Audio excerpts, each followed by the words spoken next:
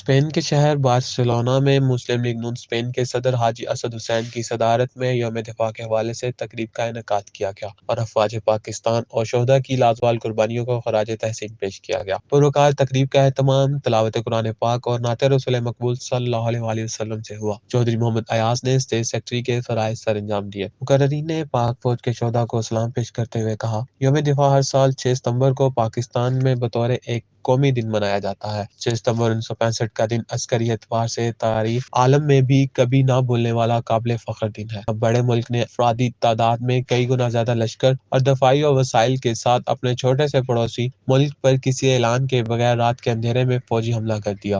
اس چھوٹے مگر غیور اور متحد ملک نے اپنے دشمن کے جنگی حملہ کا اس پامردی اور جانساری سے مقابلہ کیا کہ دشمن کے سارے عزائم خاک میں مل گئے۔ بین الاقوامی سطح پر بھی اسے شرمندگی اٹھانا پڑی۔ جارحیت کرنے والا وہ بڑا ملک ہندوستان اور غیور متحد چھوٹا ملک پاکستان ہے۔ 1965 کی ہندوستان اور پاکستان کے درمیان ہونے والی اس جنگ میں ثابت ہوا کہ جنگ ریاستی عوام اور فوج متحد ہو کر لڑتی ہے اور جیت سکتی ہے۔ مسلم لیگ نون اسپین کے صدر حاجی اسد حسین نے خیالات کا اظہار کرتے ہوئے کہا، ہم سمجھتے ہیں کہ پاکستان مضبوط ہوگا تو ہم بھی مضبوط ہوں گے۔ ہر طرف سے ہمارے فوج پر حملے کیے گئے اور مجھے شرم آتی ہے خدا کی قسم ان لوگوں کو دیکھ کر جو پاک فوج کے خلاف بکواس اور ایسی زبانیں استعمال کرتے ہیں، ان کو شرم آنی چاہیے۔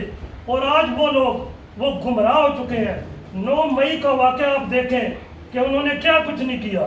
ہمارے جو شہیدوں کے نشانات ہیں، جو ہمارے مجسمے ہیں، جو نشانات تھے، ان کو مٹانے کے لیے انہوں نے ان مجسموں کو گرایا۔ انہوں نے وطن کے تمام شہداء کو خراج عقیدت پیش کیا جنہوں نے اپنا کل ہمارے آج کے لیے قربان کر دیا۔ اس موقع پر شہدائے پاکستان اور وطن عزیز ترقی و استحکام پاکستان اور افواج پاکستان کی خیر برکت کے لیے دعا بھی کی گئی۔ ممتاز منیر، سوترا، اسپین۔